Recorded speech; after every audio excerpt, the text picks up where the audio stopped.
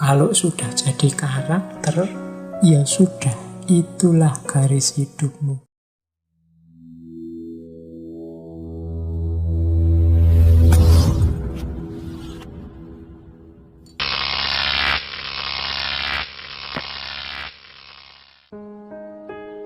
Perhatikan pikiranmu karena akan menjadi kata-kata.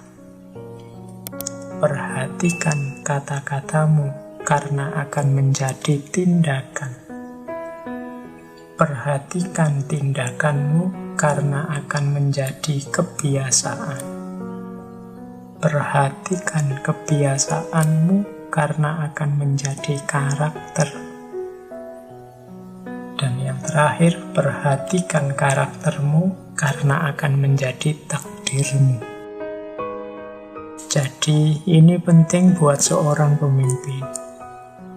Ya, pemimpin pastinya harus pertama-tama membereskan pikirannya. Pikirannya harus tertib, maka syaratnya pemimpin yang pertama itu pinter. Ya, untuk teman-teman ya mungkin banyak dalam hidupnya terlibat dengan dunia kepemimpinan formal maupun non-formal. Perhatikan syarat pertama pemimpin harus pinter, jadi cerdas. Maka perhatikan pikiran. Kalian yang memimpin juga harus latihan berpikir yang jernih, yang benar. Makanya Plato itu lebih merekomendasi raja yang filosof. Jadi pemimpin yang sekaligus ahli filsafat. Kenapa? Kalau orang ini ahli filsafat, dia bisa berpikir benar. Apa sih gunanya berpikir benar itu? Berpikir benar itu sumbernya kualitas hidup. Sumbernya segala situasi yang kita hadapi dalam hidup. Kalau menurut Lao Tzu, perhatikan pikiranmu. Awalnya kan berarti pikiran. Kenapa? Karena pikiran akan menjadi kata-kata. Pemimpin itu kan yang mengarahkan, yang nuntun, yang dia pimpin. Diawali dari berpikir kan biasanya diungkapkan lewat kata-kata. Kalau pikirannya sudah rusak, pikirannya tidak jernih, pikirannya tendensius, tidak objektif, ya nanti akan menjelma jadi kata-kata yang mengarahkan pada ketidakjernihan, mengarahkan kepada kekacauan, mengarahkan kepada kerumitan, kesulitan hidup. Jadi jernihkan pikiranmu, perhatikan pikiranmu, karena dari situ nanti akan muncul kata-kata. Kalau pikiran kita isinya jorok-jorok, ya ngomongnya tidak jauh-jauh dari itu. Kalau pikiran kita isinya jernih-jernih, ya ngomongnya juga akan jernih-jernih. Perhatikan pikiran. Makanya saya sering pesan teman-teman, ayo input pikiran kita diperbaiki. Hati-hati dengan yang kita masukkan ke kepala, karena dari situ menjelma kata-kata. Kenapa sih Pak? Kok harus kita memperhatikan pikiran yang menjelma jadi kata-kata? Karena dari kata-kata itulah akan lahir tindakan. Apalagi kita yang pemimpin, apa yang kita katakan itu nanti yang akan dijalankan oleh yang kita pimpin. Begitu kita bicara, yaitu yang dipedomani sebagai patokan bertindak oleh orang-orang yang kita pimpin. Maka perhatikan pikiranmu, karena pikiran akan melahirkan kata-kata, dan dari kata-kata jadi tindakan. Terus kenapa kalau dia sudah jadi tindakan? Tindakan yang asal atas petunjuk seorang pemimpin itu kan lama-lama akan jadi kebiasaan. Dia jadi norma. Pemimpinnya menyuruh upacara tiap hari Senin, ya terjadilah nanti kebiasaan upacara. Loh, kalau pemimpinnya misalnya nyuruh yang jelek, bisa dibayangkan lahir tindakan yang jelek, terus lama-lama menjadi kebiasaan yang jelek.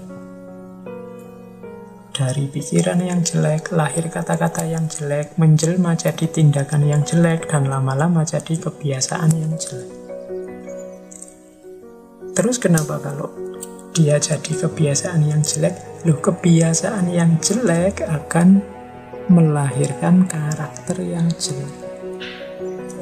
Anak-anak kita itu kalau dibiasakan yang jelek-jelek, ya kejelekan akan jadi karakternya. Misalnya dibiasakan sudahlah sehari tidak usah mandi, itu kan kebiasaan jelek.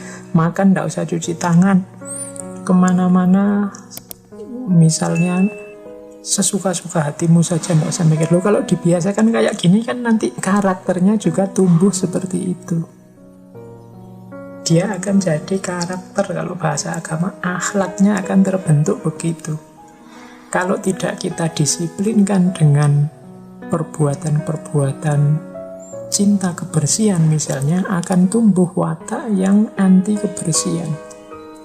Kalau tidak kita biasakan dengan hidupnya yang tertib, rapi, ya dia akan lahir karakter yang tidak tertib, tidak rapi. Jadi dari tindakan muncul kebiasaan, dari kebiasaan muncul karakter.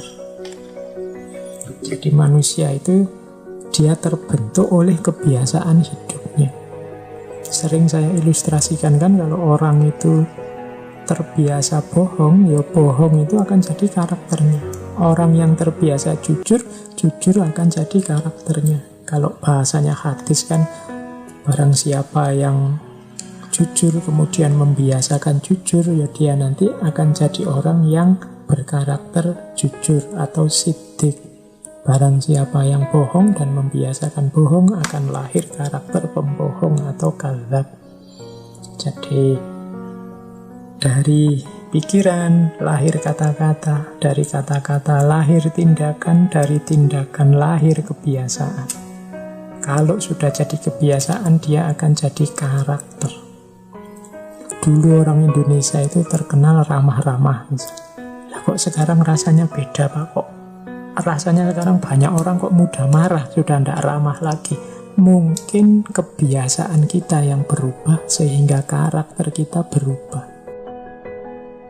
Kok bisa, Pak, kebiasaan berubah? Ya mungkin karena yang kita lakukan sehari-hari berubah, tindakan kita berubah. Dari mana kok tindakan kita berubah? Dari kata-kata. Mungkin kita dengar dari orang yang kita percaya, kita baca dari buku yang kita suka. Itu kan dari kata-kata. Akarnya kata-kata dari mana? Dari pikiran. Berarti ada mindset yang berubah.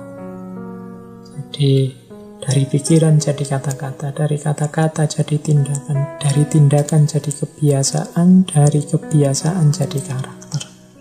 Dan jangan lupa puncaknya, perhatikan karaktermu, karena karakter akan menjadi takdirmu.